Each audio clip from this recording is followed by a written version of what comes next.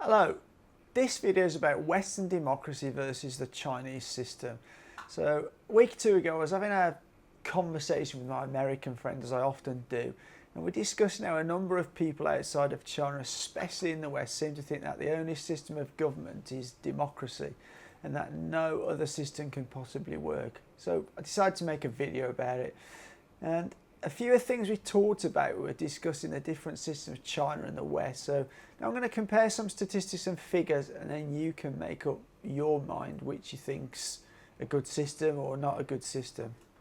So welcome back to the Barrett channel. If you're new here, I'm Lee. I run this channel with my son Ollie. We are full-time content creators making content about food, travel, technology, as well as geopolitics and opinion. So as you can see, a real mixed bag and something for everyone.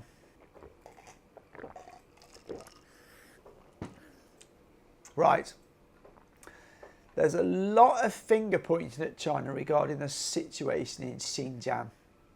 Now let's not forget that China are dealing with extremism and terrorism in Xinjiang. And I've made a number of videos about this where I discuss this topic, and I'll leave a link up here. And I'll leave links in the description of the video, so if you do want to watch them, you can.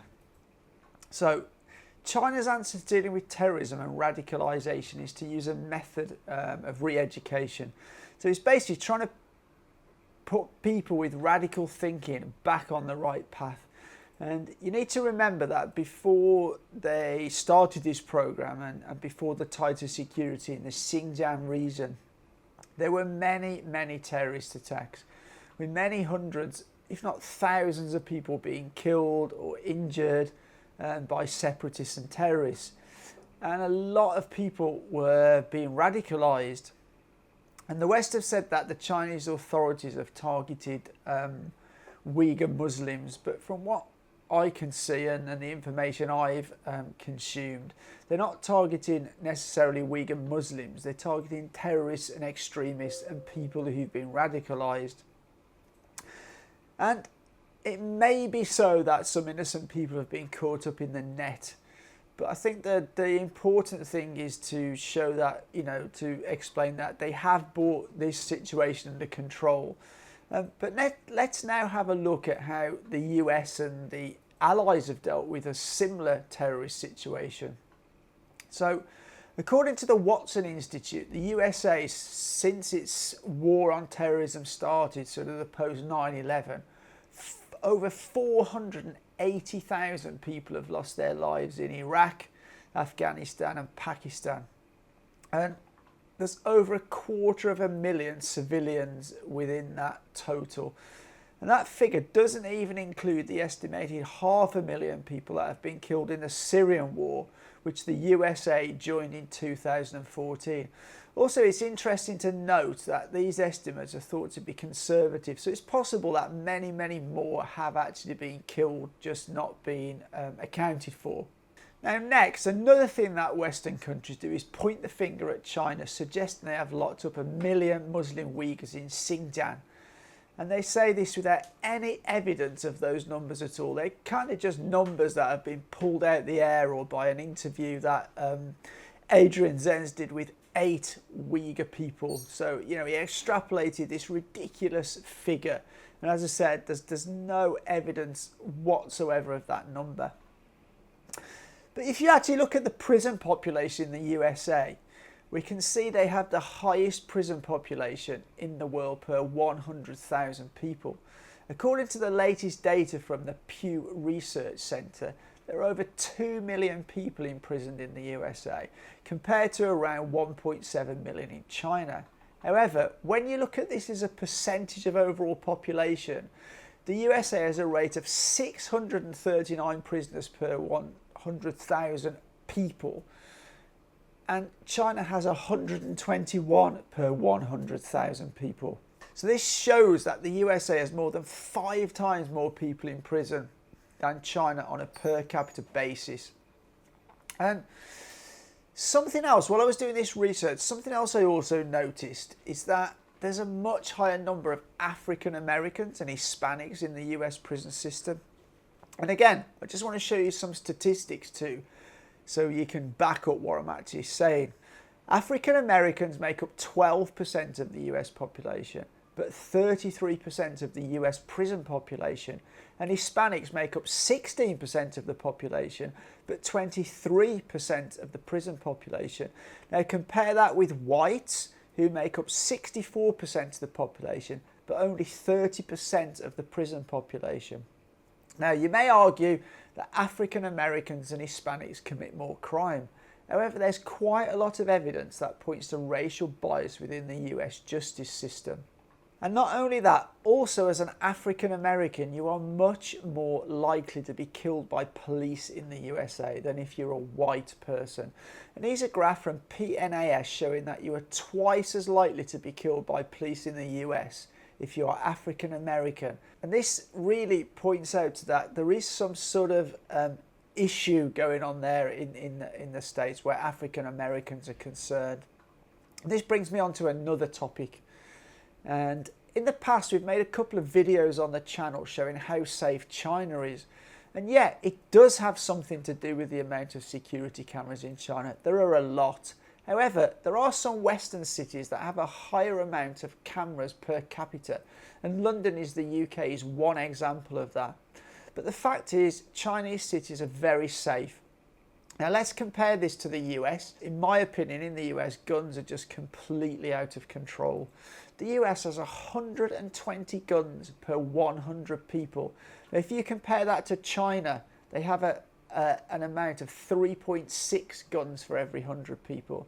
And in my opinion, it's just crazy that you can have a society where there's more guns than people. And in 2019 alone, there were more than 14,000 murders and over 23,000 suicides using guns in the USA.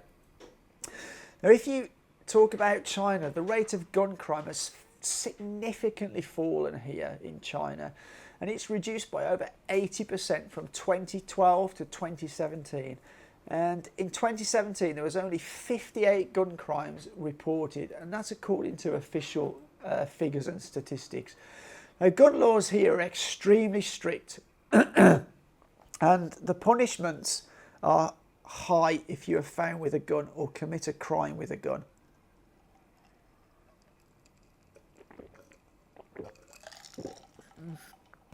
That's better. Now, finally, I'd like to talk about how the pandemic has been handled in China compared to other countries, specifically the USA and the UK. Now, as of mid-May, from a search on Google, the UK had 4.46 million recorded cases and 128,000 deaths. The USA had 33.1 million cases and a staggering 588,000 deaths. Now, compare that to China's 91,000 cases and just over 4,600 deaths. And now, on top of that, consider that the population is 4 times larger here in China than that of the USA and around 20 times larger than the UK. And, you know, just from those figures, you can see just how well China did in controlling the pandemic.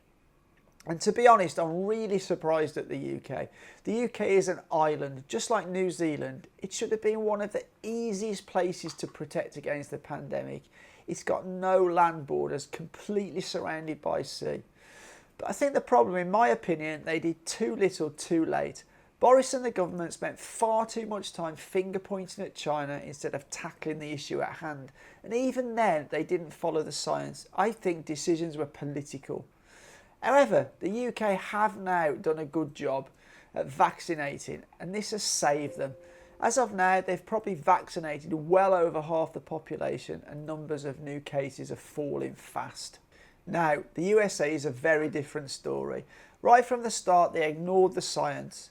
Their then President Donald Trump dismissed it completely.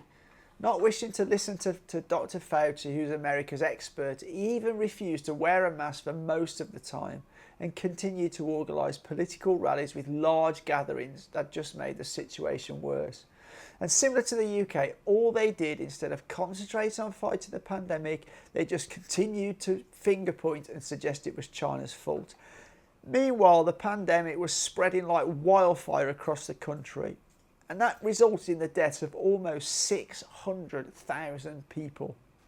Now, many in the West suggested that China's methods were against human rights. Lockdowns of Wuhan, communities, quarantines, etc. And that's very counter to individual human rights of the USA and the UK. But what you need to understand is that in China, human rights is about the good of all of the people and not the good of individuals. And the most basic human right in China is the right to life. Now, in my opinion, if the UK and USA had listened to science and adopted the measures that China took, many, many lives could have been saved, and they would have contained COVID much, much sooner. And the West continually tries to push their style of democracy onto others, including China. But Chinese do really not want Western style democracy. Most Chinese are quite happy with their form of government. And notice China does not try to push their government and their style onto others. They generally stay out of other countries' internal affairs. Now, many in the West are against China's government, but I just want to leave you with this. A recent long-term study conducted by Harvard University, pulling data from many different sources and interviewing tens of thousands of people, showed that the government of China had an approval rating from the people higher than 95%, and much, much higher than any Western nations. So that does bring me to the end of the video. I'd like to thank you for taking the time to watch this video today.